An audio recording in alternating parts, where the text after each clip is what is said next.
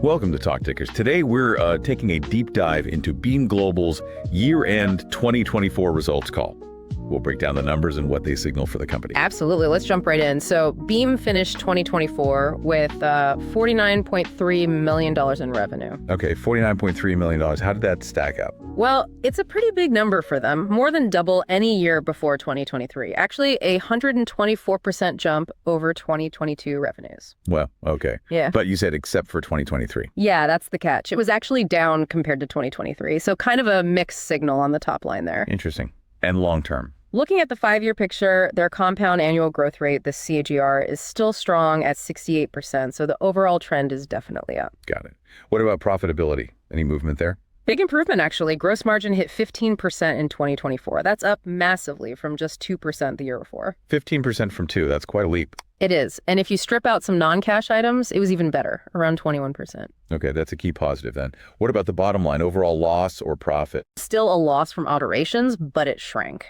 $11.7 million for 2024 compared to $16.3 million in 2023. So heading in the right direction. And cash, how's the bank balance looking? That went down, ended 2024 with $4.6 million in cash, down from $10.4 million at the end of 23. Okay, so revenue down from 23, but margin and operating loss improved, cash is lower. Anything else from the snapshot? One more thing, they highlighted a shift towards corporate sales. In the fourth quarter, 64% of their total revenue came from corporate clients. Right. So less reliance on, say, government contracts in that specific quarter. Okay, let's dig deeper then. That revenue decrease from 2023, what was the story there? They put it down to a couple of things. One was just the timing of some big orders. That was all the time. Right. The other, maybe more significant factor was uncertainty around the U.S. government's, zero emission vehicle plans because of the election. The political angle. So that mainly affected federal customers. Exactly. They saw delays there. But importantly, BEAM insisted this doesn't mean global demand is actually weakening. They think it's a temporary blip specific to U.S. federal buyers. That seems to be their take. And they did keep investing in sales, hiring in the U.S. and Europe. Their backlog at year end was $5.6 million. Okay. So navigating some U.S. headwinds, but still seeing orders. Let's go back to that gross margin jump. 2% to 15% is huge. How did they pull that off? It was several things working together. A big part was engineering changes to their main product, the EVR. That cut costs. Material costs. Labor. Both, actually. Reduced material needs and simpler manufacturing. They also managed to get better prices on the materials they did buy. Smart purchasing. And just general operational efficiencies, getting things done smarter, faster. Plus, their European acquisitions are already running at a positive margin, so that helped the overall number too. And they think there's more room to improve there. Yeah, they mentioned they're still looking for more cost savings and efficiencies, so hopefully that trend can continue. Good to hear. Now, operating expenses, they went up a bit, didn't they? They did. $19 million for 2024 versus $17.5 million in 2023. Why the increase, especially if they're focused on efficiency? Well, if you adjust for non-cash stuff and the fact the European acquisition was counted for the full year in 24, the actual cash increase was about $1.6 million.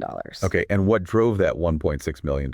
Mostly salaries and benefits from new hires, building out those sales teams we mentioned. Also some costs tied to integrating the European business and higher marketing spend. So basically investing in growth and expansion. Makes sense. Let's talk cash flow. Cash balance went down, but how was the cash burn from operations? That actually improved dramatically. Net cash used in operations was only $2.2 million for the full year 2024. Only $2.2 million. How does that compare? Much better. It was $13.3 million used in the same period of 2023. So a big reduction in the burn rate. That's a significant improvement. How are they funding things now? Still relying on financing? Historically, yes, lots of debt and equity raises, but they specifically pointed out that gross profit is starting to contribute more to funding operations now. Moving towards self-sufficiency. That's a positive sign. Definitely. It suggests the core business is getting healthier. We mentioned Europe. It sounds like geographic expansion is a big theme. Oh, absolutely. They're putting a lot of strategic focus on Europe, the Middle East, and Africa. EMEA. Why the big push outside the U.S. now? Partly because of those market conditions and new tariff situations emerging in the U.S.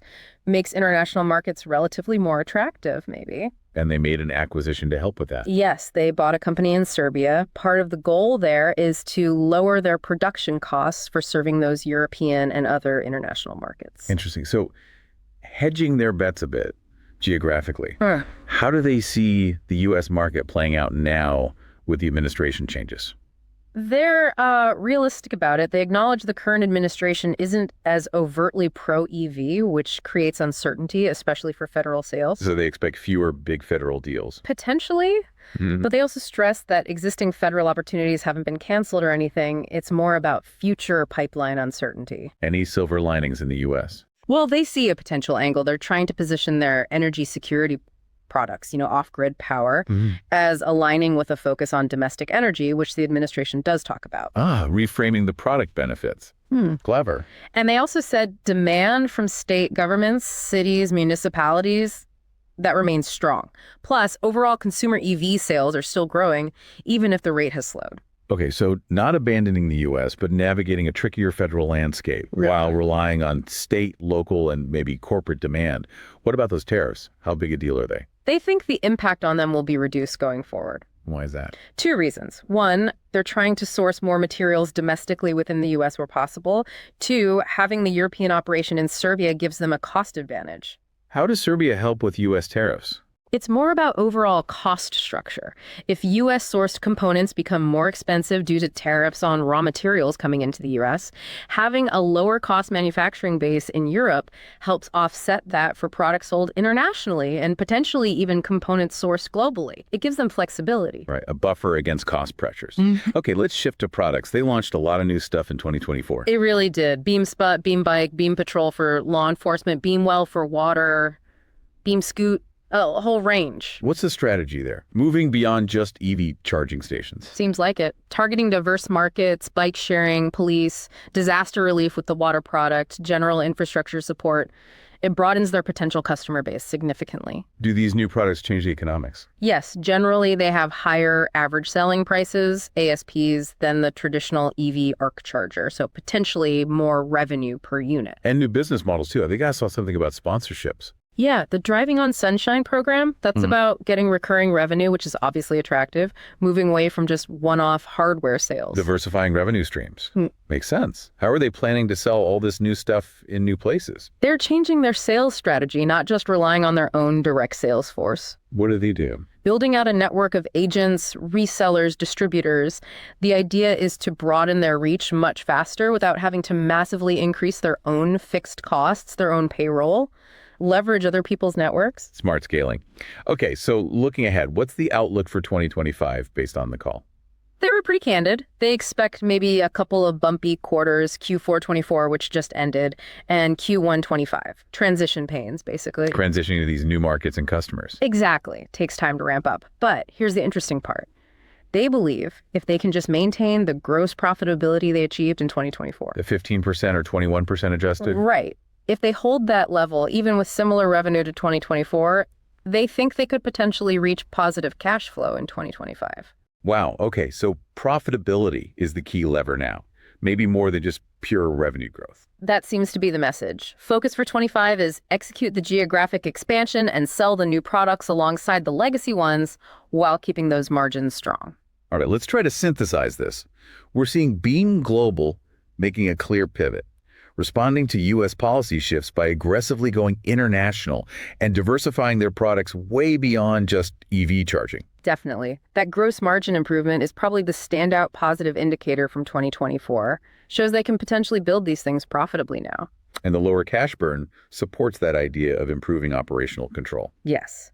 And shifting focus to non-governmental customers and international markets really does reduce their dependence on potentially fickle U.S. federal policy, doesn't it? It does. And that new product suite, targeting things like disaster relief, energy security, micromobility, those feel like potentially large growing markets. Absolutely. It's a company clearly in transition, trying to build a more resilient, diversified business. The next year or two will be crucial for executing that strategy. Okay, time for our This Is Not Financial Advice segment. Yeah. Thinking about Beam's story, the international push, the energy security angle, the new products. What's an outrageous but plausible trade idea? All right, here's one. Given Beam's focus on Europe and that Serbian production base, plus the potential U.S. policy headwinds, what about going long a European infrastructure ETF? Okay, betting on European build-out. Yeah, while simultaneously taking a short position in a purely U.S.-focused EV charging company. The thesis being international EV infrastructure growth might outpace the U.S. in the near term due to those policy differences. Playing the regional divergence. Interesting. That's definitely out there. Got another. How about this? BEEM. Well, their water product deployed in the Middle East, aimed partly at disaster relief. Maybe a highly speculative long position in a water desalination tech company. Oh, okay. Connecting disaster relief tech with water scarcity? Exactly. Betting that instability or climate issues drive demand for solutions like desalination, and BeamWell is a sort of adjacent play in that resilient space. Very high risk, very contingent on events, of course. Outrageous. But you can see the thin thread connecting them.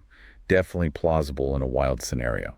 Okay, remember folks, these are just speculative thought experiments, absolutely not financial advice. Please don't trade based on this. Do your own homework. That wraps up our deep dive into Beam Global's year-end 2024 earnings call.